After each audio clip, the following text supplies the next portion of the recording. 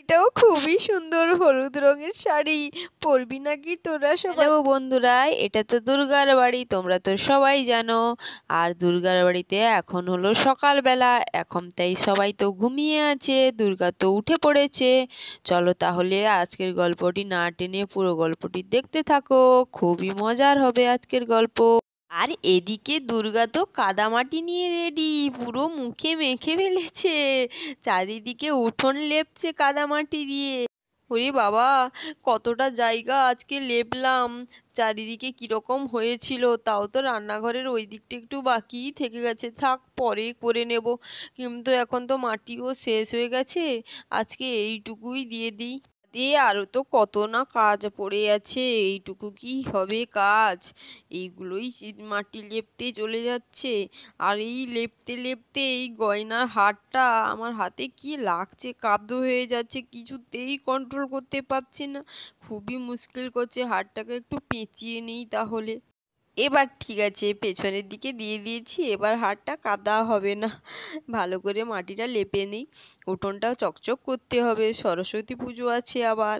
পুজো তো বাড়িতেই হবে, সবাই মিলে পুষ্পাঞ্জলি দেবে, ঠাকুর আসবে, চারিদিকে আলপনা দেবো, কত সুন্দর। বাদেই সকাল সকাল না উঠোন লেপলেও হবে না তো, না হলে ওই বাচ্চাগুলো সব কাদা মাকাদা হয়ে সব কাদা করবে পোশাক, তখন আমাকেই সব পরিষ্কার করতে হবে। তাই বাবা সকাল সকাল একটু লেপিয়ে দিই, চারিদিকটা কীরকম চকচক করছে। আরও যখন শুকনো হয়ে যাবে খুবই সুন্দর আলপনা দেবো, সরস্বতী ঠাকুরের পুষ্পাঞ্জলি দিতে হবে তো, না হলে বুদ্ধি কি করে হবে বলো? বুদ্ধি তো হবে। যা, আমার তো এখানে বেশি জল পড়ে গেছে, যাক ভালো করে একটু ঘষে দিই তাহলে ঠিক হবে। দুর্গা তো এখানে ভালোই লেপালেপি করছে উঠোন, আর ওই দিকে গরুরা তো সবাই মিলে ঘুমিয়ে আছে, কেবলমাত্র গরুর দুই পিসি উঠে চলে গেছে। এখন ভীমের তো ঘুম ভেঙে গেছে। ওরে বাবা, অনেক সকাল তো হয়ে গেছে, ওয়ে সূর্য উঠে পড়েছে, তোরা কি কেউ উঠবি না নাকি রে? বাবা আমি উঠে পড়ি, আমার তো কাজই আছে রে। ওরে বাবা, এই সকালে আমার যা হাই পাই ঘুম থেকে ওঠে, তখন আবার দেখিনি তো সোহানারা আছে নাকি, তখন তো আবার আমাকে বাড়ি ছাড়া করবে, বলবে এত জোরে জোরে হাই ভাঙছিস, ঘুমোতে পারবো না। কোথায় গেল দুর্গা দেখি তো। আরে আরে দুর্গা, তুমি সকাল সকাল উঠে কাদামাটি মাখামাখি শুরু করে দিচ্ছে, উঠোন লেপছো নাকি? পুরো বাড়ি তো লেপা হয়ে গেছে দেখছি, কখন থেকে উঠেছো? খুব সুন্দর লেপা হয়েছে, কিন্তু বাড়িটা খুব সুন্দর, ভালোই লাগছে। সামনে সরস্বতী পুজোও আছে, বাড়ির উঠোন তো লেপতেই হতো, প্রতিমা নিয়ে আসবো তো। হ্যাঁ হ্যাঁ, তার জন্যই তো, সরস্বতী পুজো আছে বলেই তো বাড়িতে সরস্বতী পুজো হবে, কত কাজ, পরিষ্কার করতে হবে, প্রতিমা নিয়ে আসবো, আলপনা দেবো, অনেক কাজ আছে, তাই ভাবলাম আজকে তাড়াতাড়ি একটু উঠে পড়ি, উঠোনটা আজকে লেপেই দিই। আরে হ্যাঁ হ্যাঁ, ঠিকই করেছো, না হলে ওই বাচ্চাগুলো সবাই উঠে তখন আবার কাদামাদা করে নেবে। আর তুমি তোমার মুখে এই কাদাগুলো লেপে নিয়েছো কেন? উঠোনের বদলে নিজের মুখে কাদা লেপেছো? হায় হায়, ওইগুলো হয়েই গেছে আর কি, কাদা লেপে গেছে কখন আমি তো নিজেই জানি না, ও তখন পরিষ্কার করে নেব, হয়ে যাবে, কত কাজ। আরে হ্যাঁ হ্যাঁ, সেটা তো বুঝতেই পেরেছি, এতগুলো জায়গা লেপতে তো একটু কষ্টই হবে। তা বাদে আমি গেলাম, আমি গিয়ে দেখিয়ে আসি। আরে আরে, সকাল থেকে উঠে কোথায় যাবে, কি দেখতে যাবে? এখন তো অনেক কাজ পড়ে আছে, প্রতিমা কখন আনতে যাবে, প্রতিমাটা কি করে রেডি হলো তা দেখতে যাবে না? ঘুম থেকে উঠেই কোথায় চলে যাচ্ছ তুমি? এ দুর্গা, সেই কথাটা তো বলছি, রামু কাকুর বাড়িতে যাচ্ছি, দেখি না আমাদের সরস্বতী প্রতিমাটা কত দূর রেডি হলো, তাই তো বললাম। আরে হ্যাঁ হ্যাঁ, ভালো করে দেখে আসবে, আজকে বিকালে কিন্তু আমাদের প্রতিমাটা নিয়ে চলে আসবো, পরে বাবা আনতে রাস্তায় খুবই ভিড় হবে, আজকেই নিয়ে চলে আসবো, আলপনা দেবো, অনেক কাজ করব, আমার বাড়িতেই প্রতিমা থাকুক, তারপরে তখন পুরোহিত আসবে। এদিকে বর্ষাও জেগে গেছে। এহ, এই বাবা, কত সকাল হয়ে গেছে মনে হচ্ছে, সূর্যের আলো তো খুবই পড়েছে মুখে। আর ঘুমোতে পারছি না, উঠেই পড়ি, না হলে আবার মা আবার চিৎকার ফেলাবে, উঠবে, বলবে ঘুমোচ্ছিস, পড়বি না নাকি, উঠেই পড়ি। ওরে বাবা, ওরা তো দুজনে ঘুমোচ্ছে, ও খাটে ঘুমোচ্ছে, দাঁড়া ঘুম পাড়াচ্ছি, তোদের মজা দেখাচ্ছি। আমি উঠে পড়েছি আর সে এখনো ঘুমোচ্ছে, মহারানী ঘুমোচ্ছি। এই বৃষ্টি, বৃষ্টি, এই বৃষ্টি, কি রে আরো কত ঘুমোবি? এই বৃষ্টি, এত ঠেলছি তাও তুই উঠছিস না।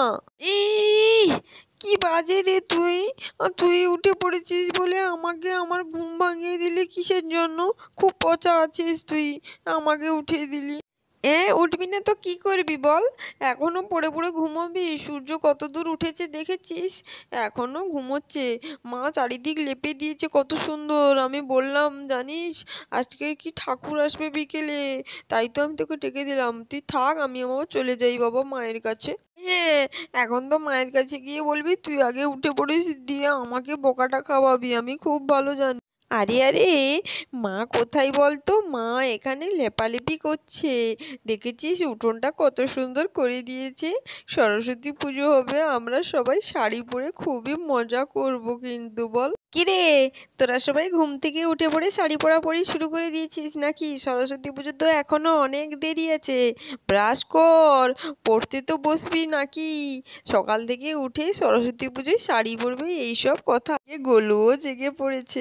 আরে আরে, মনে হচ্ছে ওদেরকে মনে হয় মা বকছে, যাই তো একটু শুনি, আমার তো খুবই মজা লাগে ওদেরকে যখন মা বকে, খুব ভালো লাগে আমাকে। ওরা সবসময় বকা শোনায় না, আজকে ঠিক হয়েছে, ওরা বকা শুনছে, আমি যাই ওইদিকে গিয়ে একটু ভালো করে শুনি ওদের কি বকাবকি করছে। আরে মা, তোমার মুখে তো খুবই কাদা লেগে আছে, পরিষ্কার করো। আরে হ্যাঁ হ্যাঁ, আমি তখন পরিষ্কার করে নেবো, তোরা ব্রাশ করতে যা, আমিও যাই ওইদিকে পরিষ্কার হয়ে আসি তাড়াতাড়ি। বর্ষা বৃষ্টিতে তো পড়াশোনা এখন শেষ হয়ে গেছে, তাই তার ছোট পিপির সঙ্গে এখানে গল্প করছি। রাজা সুন্দর কোথায়, হলো রানীও গল্পটা, কোথায় গেল খুবই তাহলে? সুন্দর। পিপি, তাহলে তো রানীটাকে বাঘ খেয়ে নেবে, তাহলে রাজা কি করে বাঁচাবে? সেটাই তো গল্পের মজা।